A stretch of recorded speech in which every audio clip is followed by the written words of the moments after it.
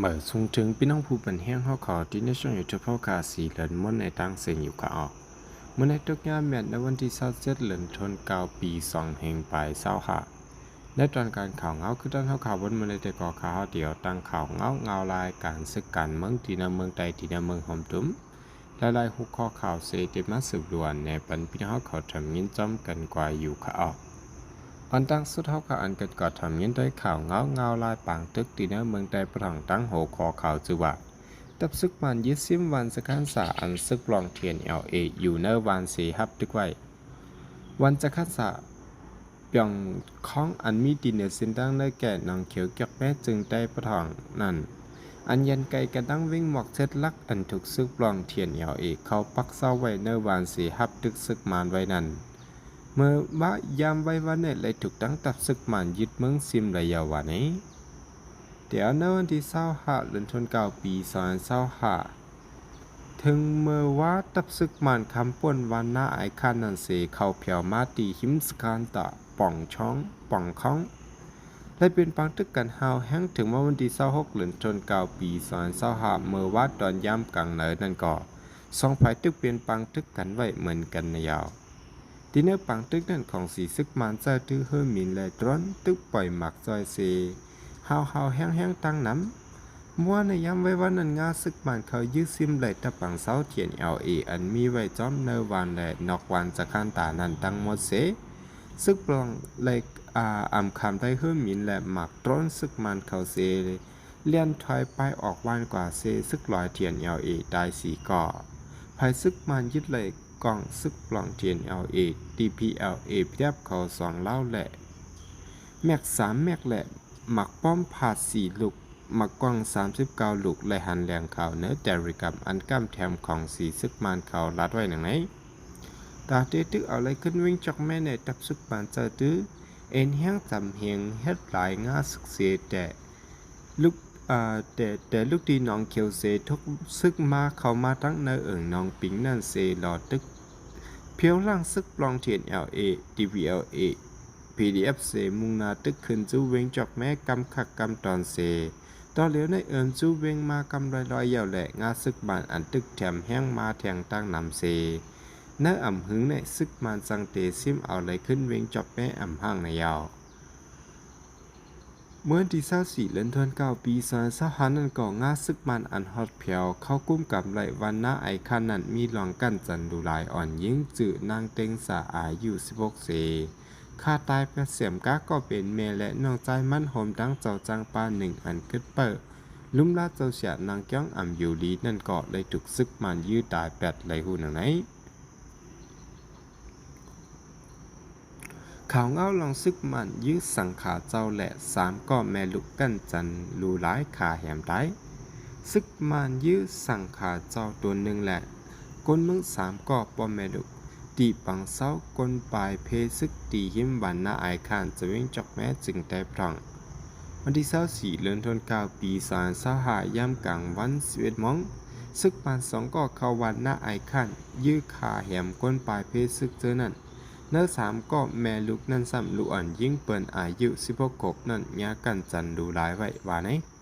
ก็เป็นปอลูกอ่อนยิ่งอันยาคาแหมตายนั่นลาตีผู้ใดฮอกว่าเมื่อเฮาคากว่าหันแต่แม่เขาแต่ย่ายื้อเสือไว้ตีอกโคเจอนั่นลีตายไว้อยู่นาซุ่มนั่น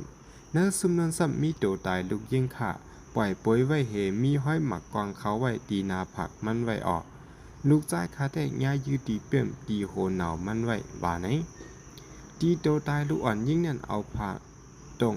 ห่มไว้ปอดแต่มันเสเอาผ้าเข็นโหนั่นห่มไว้ปอดตั้งเนอหิมตูตายลูกอันนั้นซ้ำมีเสือโคซึกมันถอดกองไว้ในก็เป็นปอลูกอันนั้นลาดหนังไหน3ก็แม่ลูกอันถูกยื้อตายนั่นแต่เป็นปลาแรงอายุ48ปีจ่ายตันหม่อง12ปีนางเต็งสา16ปีเนียวคนในหมู่หอเฮิรนผู้ถูกยื้อตายนั้นลาตีเปลือฮักว่าซึกมันลูกเนวานเสเตกว่าตีเถงซุ่มปลายเพซึกนั่นเสลัดว่าป้ออ่ำปลายเตยื้อตายเขาแม่ลูกก็ตั้งตึกเตอังแฮนโคเสออกมานาซุ่มมาตายนาซุ่มก้นอันปลายเพซึกจอมกัน3ก็แต่ตั้งต้นปลายป่นกว่าว่าไหน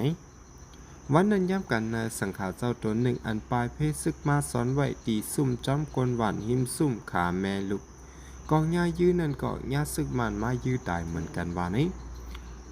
มันเจ้าเปลี่ยนเจ้าธรรมะอากาอายุ40ปีพ้องซึกมันเข้ามานั่นมันเจ้าลูกเนื้อซุ่มนั่นเสเข้ากว่าเนื้อส่วนเข้ากับซึกมันก็ล้ำจอมหลังเจ้าเสยื้อตายเนื้อส่วนนั่นเฮ็ดให้ก้นปลายเพศซึกเนื้อซุ่มนั่นอ่อนกันทุกเสือนางยิงก้นปุ่นตีก้อนหนึ่งลาตีเผื่อฮอกว่าเจ้าจ้างตั้งก้นปลายเพศซึกกำพองไปอยู่ไว้เนื้อสวนเจ้าจ้างเฮาป้านั่นอยู่ลีและจ้างปลายไก่เลยมาสอนอยู่จอมก้นวันตีซุ่มนั่นพ้องซึกมานมาพันนั่นเจ้าเฮาก็เข้ากว่าเนื้อสวนเข้ากับพิมพ์ซุ่มนั่นแหละซึกมานซ้ำเข้ากว่าจอมมันเจ้าพ้องซึกมานออกสวนมากขึ้นนั่นลักมาตูตายเจ้าจังนั่นมาป้าวานายาววันที่25เดือนธันวาคมปี2025ย่ำกลางเนยอยู่ที่ก้นปืนตีเนวานเซออนกันสร้างเกี่ยวขับดูตายเจ้าสร้างป่านได้ลู่หลวนกว่าและแม่ลูก3ก้อนนั่นว่าไหนเกี่ยวกับลองซึกมายื้อตายเจ้าสร้างตัวหนึ่งและแม่ลูก3ก้อนนั่นจุ้มเทียชอยู่ทุกย้อนถึงกูเมืองและจุ้มจัดจึงลงฟ้าว่าอย่าไปร่วมมือกันตั้งซึกมันให้เอาเรื่องซึกมันอันป่วนเปลี่ยนเบื้องตื้อการซึกเสคาแหมก้นเมืองอันมีดังพิษว่าไหนวันหน้าไอ้ข้านเตียนก้นวานปลายเพชรซึกกว่าซอนอยู่ไว้ในยันไกกันนั่งเว้งจอกแม่หมอก10 ลัก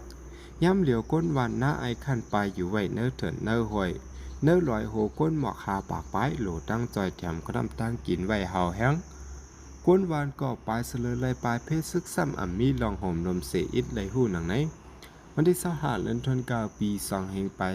25ซึกมาดังซึกตะอังเทียนเป็นปังตึกกันเฮาแห้งตั้งวันสการศาสตร์ภายซึกปานเจอเฮิมหมินตึกปล่อยหมากเสอเนอสการศาสตร์แทงย้อม30 ลูกตึกยาเฮินเยกนเมืองลูกก่อยวาในอยู่ยาวเมื่อในหนังเก่าย่นปางตึกเสซึกลอยเทียนในเกาะติงยับกวนเนอจะเป็นจอกไม่อ่างว่าเป็นผู้จับข่าวสายลับซึกมันว่าไหนทีนี้จะเป็นจอกแม่ในมือ2 วงปุ่นก็ซึกลอยเทียนเขาย้ำติงยับกวนเมืองกว่าปอกในก่อขึ้นมาติงยับกวนเมืองแทงยอดคออ่างว่า